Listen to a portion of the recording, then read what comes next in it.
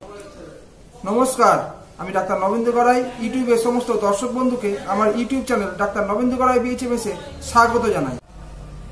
আজকে আলোচনা করব গ্যাস অম্বল বা অ্যাসিডিটি সমস্যা সম্বন্ধে। আজকে আলোচনা করব গ্যাস অম্বল, বদহজম বা অ্যাসিডিটি ইনডাইজেশন কমানোর ক্ষেত্রে 5টি বেস্ট খুবই কার্যকারী হোমিওপ্যাথিক মেডিসিনের সম্বন্ধে এবং সেই মেডিসিনগুলির প্রয়োগবিধি সম্বন্ধে আলোচনা করব। গ্যাস অম্বল, বদহজম বা অ্যাসিডিটি ইনডাইজেশনের সমস্যা বর্তমান সময়ে খুব বেশি পরিমাণে হতে দেখা যাচ্ছে। আপনারা যদি গ্যাস অম্বল, বদহজম বা অ্যাসিডিটি ইনডাইজেশনের সমস্যা, পেটের সমস্যায় ভুগছেন, তাহলে আমি যে 5টি বেস্ট হোমিওপ্যাথিক মেডিসিনের সম্বন্ধে বলবো, সেই মেডিসিনগুলি যদি আপনারা নিয়ম করে খেতে পারেন, তাহলে আপনাদের গ্যাস অম্বলের সমস্যা, বদহজমের সমস্যা, অ্যাসিডিটি ইনডাইজেশনের সমস্যা, পেটের সমস্যা নির্মূল হতে পারে। তাহলে আজকের ভিডিওটি আপনারা প্রথম থেকে শেষ পর্যন্ত দেখুন।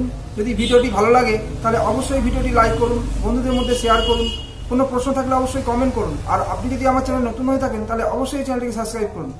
সাবস্ক্রাইব করার সাথে সাথে পাশের বেল আইকনটি ক্লিক করুন, যাতে আমার দেওয়া ভিডিওগুলি আপনারা প্রথমেই দেখতে পান। আমরা প্রায় প্রত্যেকেই কোনো না কোনো সময় গ্যাস অম্বলের সমস্যা, বদহজমের সমস্যা, অ্যাসিডিটি ইনডাইজেশনের সমস্যা বা পেটের সমস্যায় ভুগেছি বা বর্তমানে এই সমস্যায় কষ্ট পাচ্ছি।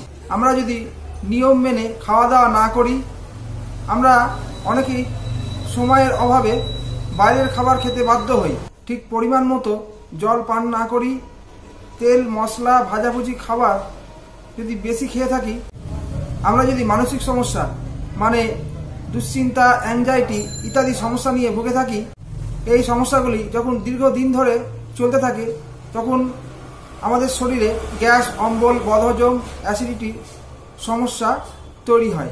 বেশিরভাগ সময়ে কি হয় না, আমাদের খাওয়া দাওয়ার অনিয়ম হয়েছে, গ্যাস অম্বলের সমস্যা মনে হচ্ছে, তখন আমরা বাজার থেকে অ্যান্টাসিড কিনে খেয়ে নিচ্ছি। এই সমস্যা ওষুধ খেলেই কম থাকে এবং পরে তা বড় আকার ধারণ করে। এই মুঠো মুঠো অ্যান্টাসিড খাচ্ছেন, যেটা আপনার শরীরের পক্ষে একেবারেই ভালো নয়।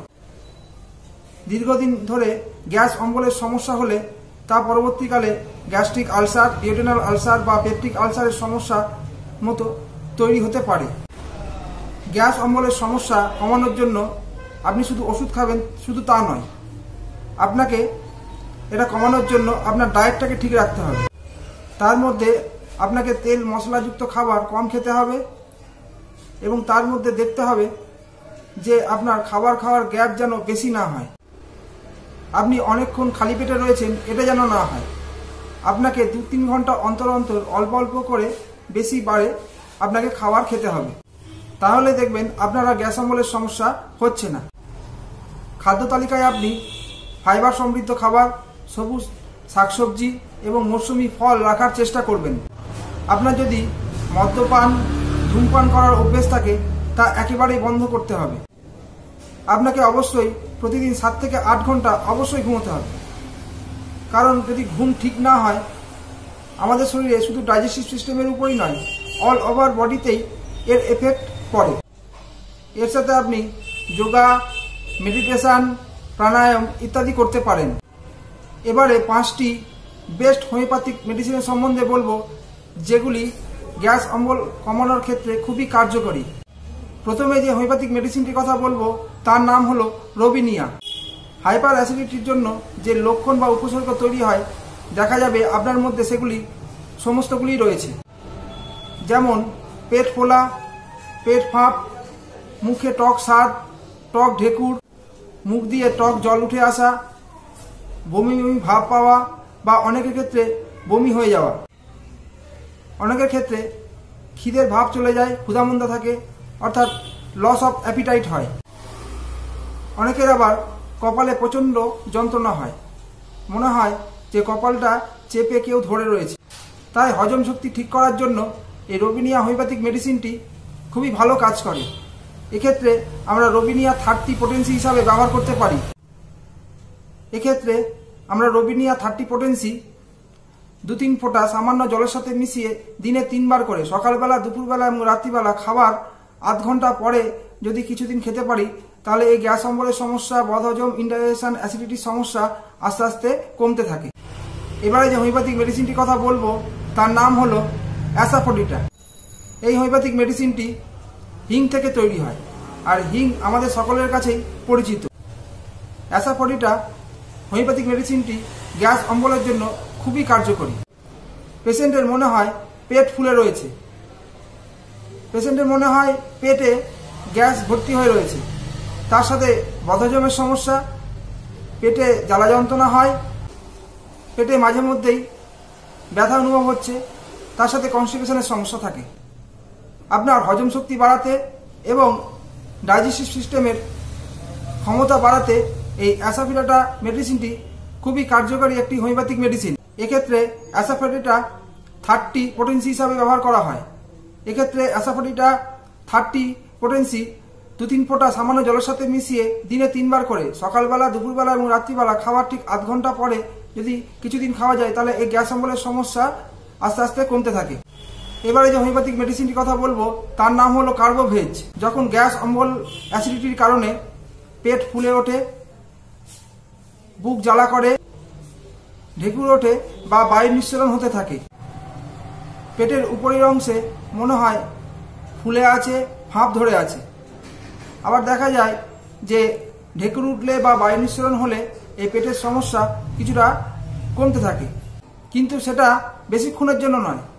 দেখা যাচ্ছে আবার কিছুক্ষণ পরেই সেটা ফিরে আসছে, যেমন পেট ফোলা ভাব, পেট ফাঁপ ভাব, গলা বুক জ্বালা ইত্যাদি সমস্যাগুলি আবার ফিরে আসছে। এই ধরনের সিমটম থাকলে আমরা এক্ষেত্রে কার্বোভেজ 30 পোটেন্সি হিসাবে ব্যবহার করতে পারি। আর কার্বোভেজ 30 2-3 ফোঁটা সামান্য জলের সাথে মিশিয়ে যদি দিনে 3 বার সকালবেলা, দুপুরবেলা এবং রাত্রিবেলা খাবার আধ ঘন্টা পরে কিছুদিন খেতে পারি, তাহলে দেখা যাবে এই ধরনের সমস্যাগুলি আস্তে আস্তে কমতে থাকছে। এবারে যে হোমিওপ্যাথিক মেডিসিনটির কথা বলবো তার নাম হলো চায়না। যখন গ্যাস অ্যাসিডিটি সমস্যার জন্য শরীরে এমন একটা অস্বস্তিকর পরিস্থিতি তৈরি হয়, যেমন পেটে ব্যথা করে, বিশেষ করে তলপেটে ব্যথা করে, তলপেট মনে হয় ফুলে আছে, ফাঁপ ধরে আছে, এই ধরনের ব্যথা চাপ দিলে মনে হয় ব্যথাটা কমে যায়, তাহলে এই ধরনের সিমটম থাকলে আমরা চায়নার কথা চিন্তা করতে পারি। আর এক্ষেত্রে চায়না 30 পোটেন্সি হিসাবে ব্যবহার করতে পারি। চায়না 30 পোটেন্সি 2-3 ফোঁটা সামান্য জলের সাথে মিশিয়ে যদি দিনে 3 বার করে সকালবেলা, দুপুরবেলা এবং রাত্রিবেলা খাবার আধ ঘন্টা পরে কিছুদিন খেতে পারি, তাহলে এই ধরনের সমস্যা আস্তে আস্তে কমতে থাকে। এবারে যে হোমিওপ্যাথিক মেডিসিনটির কথা বলবো তার নাম হলো নাক্স ভূমিকা। এটি খুবই পরিচিত একটি হোমিওপ্যাথিক মেডিসিন, আর এটা দীর্ঘদিন ধরে যদি কেউ গ্যাস অম্বলের সমস্যায় ভোগেন তার ক্ষেত্রে খুবই কার্যকরী একটি হোমিওপ্যাথিক মেডিসিন।